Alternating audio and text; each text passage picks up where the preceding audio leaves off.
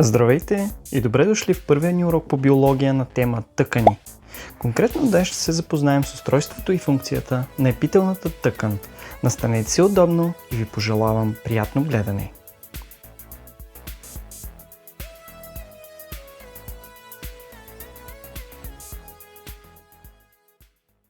Човешкият организъм има сложна иерархична организация.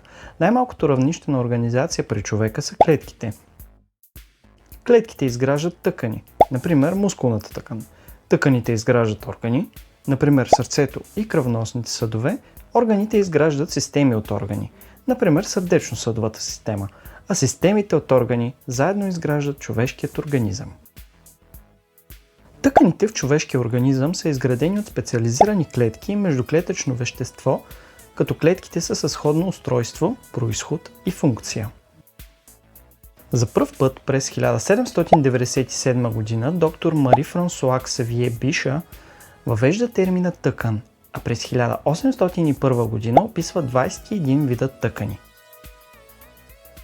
През 1819 г. Август Франц Йозеф Карл Майер ги редуцира до 8. През 1857 г.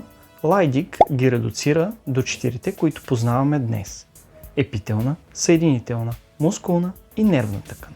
През 1930 г. българският академик Асен Хаджиолов предлага класификация, според която има 6 основни видове тъкани. Той добавя кръвната и половата тъкан като самостоятелни основни тъкани. Въпреки това все още е приета класификацията, според която основните видове тъкани при човека са 4. Както казахме: епителна, съединителна, мускулна и нервна. По традиция се започва с епителната тъкан и ние няма да направим изключение. Епителната тъкан се състои от плътно допрени една до друга клетки и много малко количество междуклетъчно вещество. В зависимост от функцията й, тя може да бъде покривна или жлезиста. Покривният епител изгражда външния слой на кожата и постила вътрешната повърхност на кухите вътрешни органи. По форма, клетките на покривният епител биват плоски, кубовидни или цилиндрични, в зависимост от функциите, които изпълняват. Плоският еднослоен епител изгражда тънки покривни слоеве и се среща, например, в алвеолите на белите дробове, където се улеснява газообмена. Многослойният плосък епител пък се среща, например, в кожата и в устната кухина. Клетките на еднослойния кубовиден епител участват в секрецията и в смукването и се срещат в жлезите и бъбречните каналчета. Многослойният кубовиден епител се среща по-рядко и има предимно защитна функция. Той изгражда изводните канали на някои жлези, например потните и слюнчените жлези. Цилиндричните епителни клетки изграждат лигавицата на стомаха, червата и жлъчния мехур.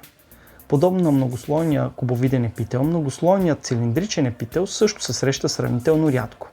Намира се, например, в конюнктивата на клепачите.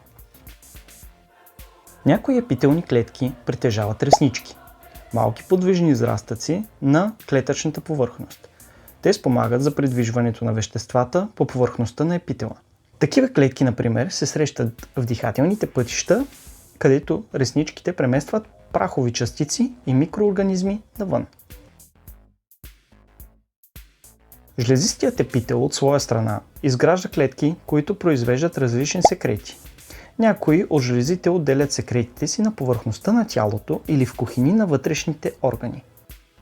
Те се наричат жлези с външна секреция или екзокринни жлези. Такива, например, са слюнчените жлези. Други от жлезите отделят секретите си директно в кръвта. Те се наричат жлези с вътрешна секреция или ендокринни жлези. Такава е, например, щитовидната жлеза. Има и жлези със смесена секреция. Типичен пример е панкреаса или така наречената задстомашна жлеза. Благодаря ви за вниманието. Можете да решите задачите на нашия сайт, за да затвърдите знанията си. Абонирайте се за канала, ако видеото ви е харесало и било полезно. Можете да гледате предишното видео, което е по предмета химия на тема строеж на атома и електронна конфигурация. Пожелавам ви успех!